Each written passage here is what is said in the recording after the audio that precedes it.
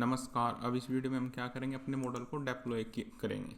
Last video में हमने अपने मॉडल को सेव किया था, मॉडल रजिस्ट्री हमने देखा था। अब इस वीडियो में हम deploy ML model to Vertex AI and point.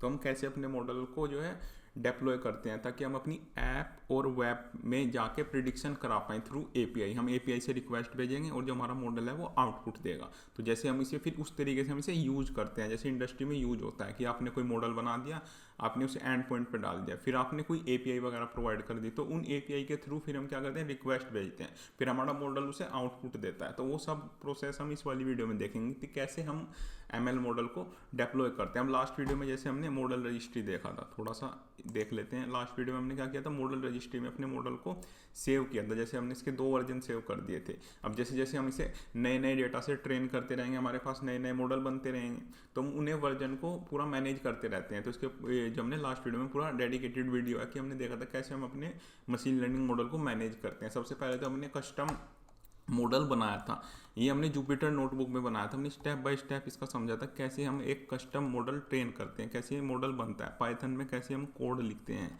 क्या क्या स्टेप्स हम फॉलो करते हैं, कौन कौन सी लाइब्रेरी हमने इसमें यूज की थी। हमने एक एक लाइब्रेरी के बारे में बहुत डिटेल में समझा था।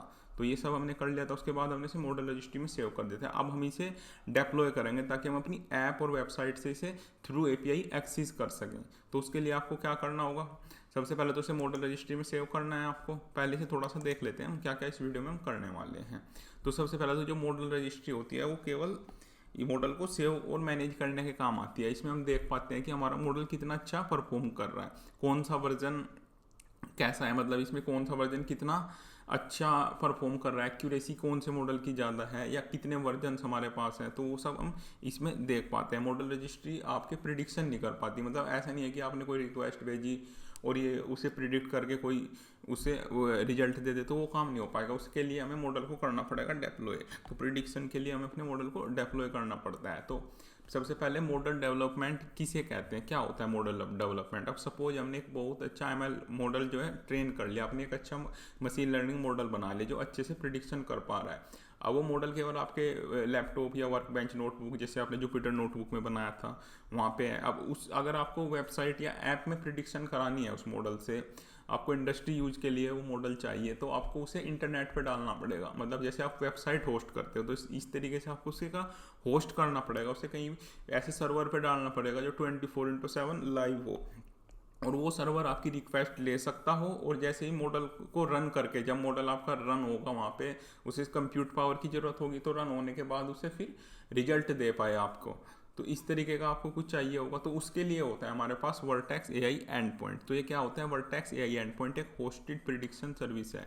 यानी गूगल क्लाउड आपके मॉडल को एक सर्वर पर कंटिन्यूसली रन करता है। जैसे आप वेबसाइट होस्ट करते हो, जब भी कोई नई रिक्वेस्ट आती है तो एंड पॉइंट उस रिक्वेस्ट को मॉडल तक पहुंचाता है और मॉडल प्रिडिक्शन रिटर्न करता है। तो ये इसका एक पर्टिकुलर आर्किटेक्चर होता है। जैसे यूज़र है, यूज़र वेबसाइट या फिर ऐप के थ्रू आपके जो है रिक्वेस्ट भेजेगा, रिक्वेस्ट जाएगी वर्टेक्स एआई एंड पॉइंट के पास, फिर वो क्या करेगा, वहाँ पे होगा आपका मशीन लर्निंग मॉडल, फिर वो रन करेगा मॉडल, आपकी रिक्वेस्ट को रिसीव करके रन करेगा, फिर वो कुछ प्रिडिक्शन करेगा, फिर वो प्रिडिक्शन जाएंगी आपकी वापस ऐप या वेबसाइट के पास थ्रू एपीआई रिक्वेस्ट। तो इसे करके देखते हैं पहले कैसे ये पूरा काम होता है।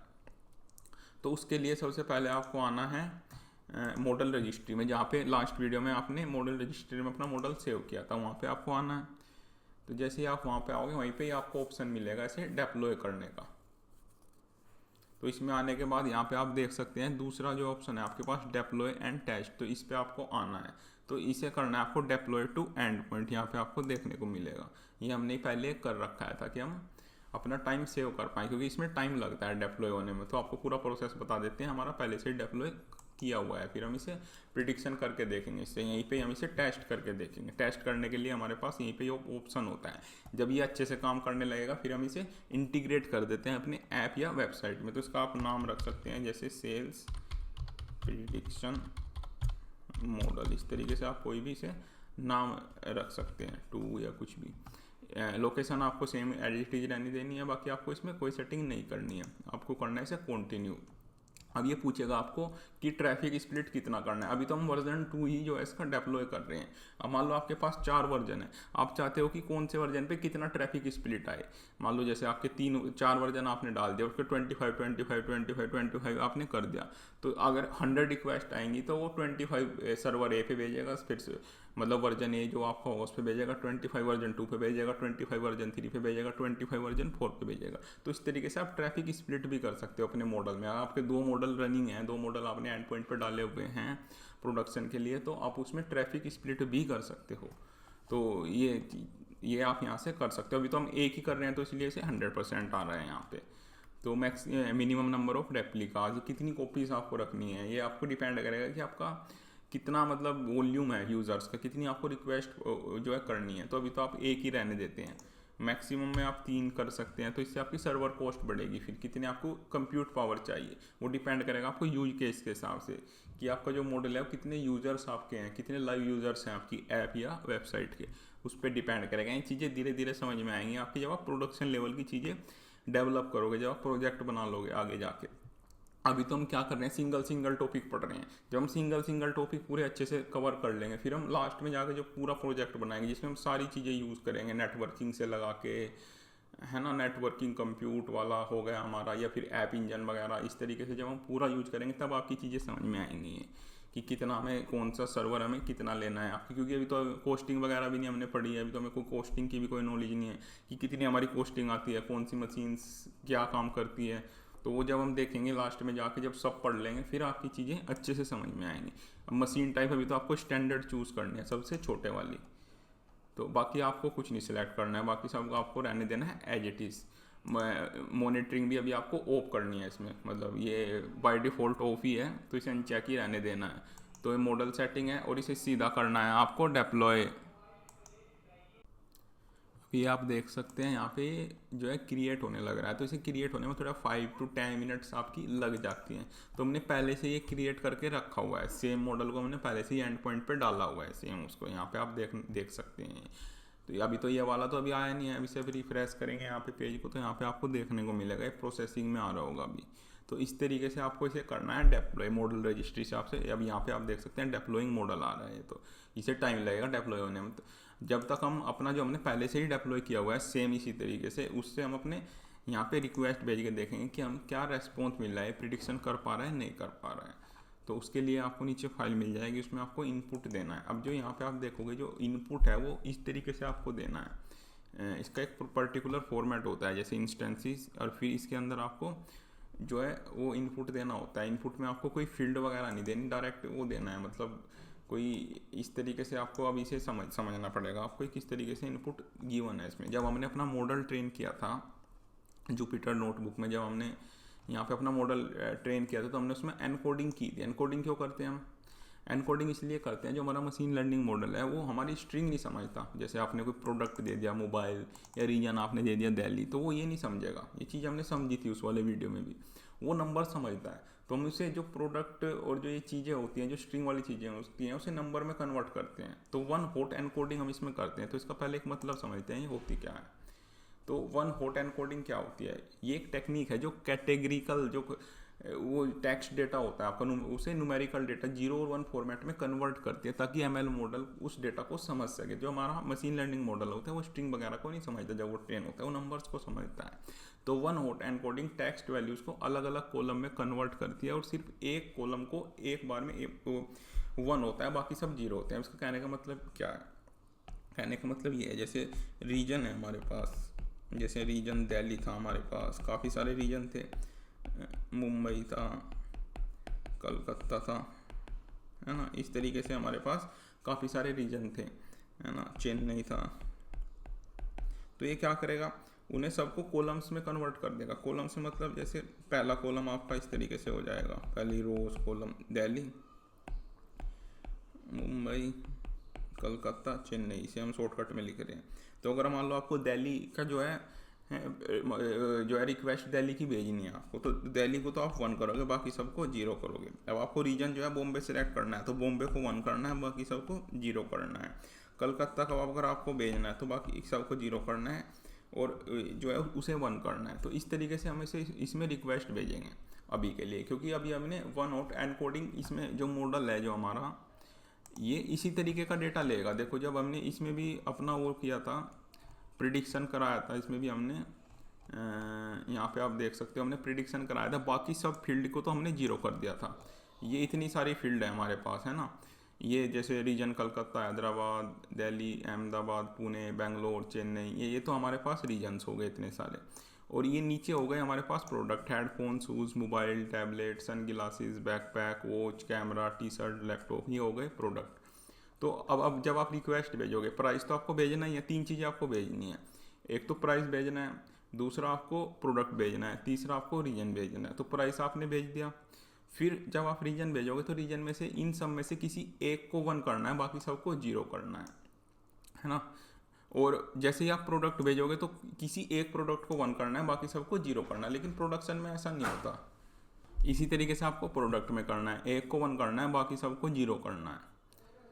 तो लेकिन जो प्रोडक्शन होता है उसमें इस तरीके का नहीं होता, इसमें हम नॉर्मल रिक्वेस्ट भेजेंगे। तो हम क्या करेंगे, अपने कोड में थोड़ा सा चेंज करते हैं। कोड में चेंज करने के बाद वो क्या करेगा, आपने जिस तरीके की रिक्वेस्ट भेजोगी पहले उसे एनकोड करके वो उस इसमें कन्वर्ट कर देगा, जैसे जो काम हम यहाँ पे कर रहे हैं। जैसे आप यहाँ पे देख रहे होंगे, तो पहले तो हमने प्राइस भेजा है, फिर हमने जो है फर्स्ट वाले को 1 किया है। जैसे नीचे मैट्रिसेस लिखी हुई है, ये बाय सीक्वेंस में काम होता है। मतलब जैसे जो पहले वाला 1 है इसका मतलब है प्रोडक्ट बैकपैक, दूसरे वाले का मतलब, इस वाली चीज़ का मतलब है प्रोडक्ट कैमरा, इस वाले का मतलब है प्रोडक्ट हेडफोन, इस वाले का मतलब है प्रोडक्ट लैपटॉप। तो इस तरीके से जो हमारा काम होता है। तो हमें पता कैसे चला ये ऐसे है, तो जब हमने ये एनकोडिंग की थी फिर हमने इसे प्रिंट कराया था। यहाँ पे ये देख लो आप फीचर्स में, ये हमने प्रिंट कराया था सबसे पहले प्राइस, फिर बैकपैक, फिर कैमरा, फिर हेडफोन, फिर लैपटॉप। तो इस तरीके से जो है आपको इनपुट भेजना है। तो हमने किसे 1 किया है, फर्स्ट वाले को 1 किया, 1 2 3 4 5 6 7 8 9 10 11 12। एक तो फर्स्ट वाले में तो हमने प्राइस भेज दिया, फिर सेकंड वाले में प्रोडक्ट बैकपैक भेज दिया हमने, फिर हमने 10 या 11 वाले को 1 किया है। तो इसका मतलब 1 2 3 इस तरीके से आप काउंट कर सकते हो किस रीजन के लिए हमने देखा है। तो मान लो आपको कैमरा देखना है पुणे के लिए, आपको मतलब प्राइस है जैसे 15,000 और कैमरा और पुणे के लिए आपको प्रिडिक्शन करानी है। तो आप क्या करोगे, तो प्राइस में तो प्राइस डालोगे आप सबसे ऊपर, और थर्ड वाले को आप 1 करोगे, इस वाले को आप 1 करोगे, और फिर रीजन आपको पुणे करना है तो लास्ट वाले को आप 1 करोगे। तो इस तरीके से आपको 2 1 ही आपको करना है, एक तो रीजन में 1 करना है, एक आपको प्रोडक्ट में 1 करना है। तो इस तरीके का आपको इनपुट भेजना है। लेकिन प्रोडक्शन में हम ऐसा नहीं करेंगे, प्रोडक्शन में हम नॉर्मल जो है इसमें कोड में थोड़ा सा चेंजेस करना होता है, चेंजेस करके फिर हम नॉर्मल वो भेज सकते हैं। यहाँ पे जो अपनी API रिक्वेस्ट है ऐसे भेजेंगे, जैसे प्रोडक्ट ये हो गया, हमारा प्राइस ये हो गया, रीजन ये हो गया, जैसा हम नॉर्मल पहले कर रहे थे, जैसे ML वगैरह में हमने उसमें किया था, ऑटो ML में। इस तरीके का काम हम करेंगे। लेकिन इस वाले में हमने एनकोडिंग को डिकोड करने वाला कोड नहीं लिखा है, मतलब तो इसलिए हमें ये पूरा इसी फॉर्मेट में जो है भेजना पड़ेगा, क्योंकि हमने ट्रेन जो अपने मॉडल को किया है वो इसी फॉर्मेट में किया है। तो ये चीज़ आपकी समझ में आ गई होगी कि 1 हॉट एनकोडिंग किसे बोलते हैं, ताकि आपको बैकएंड में पता चले कि हमारा मशीन लर्निंग मॉडल किस तरीके से काम करता है।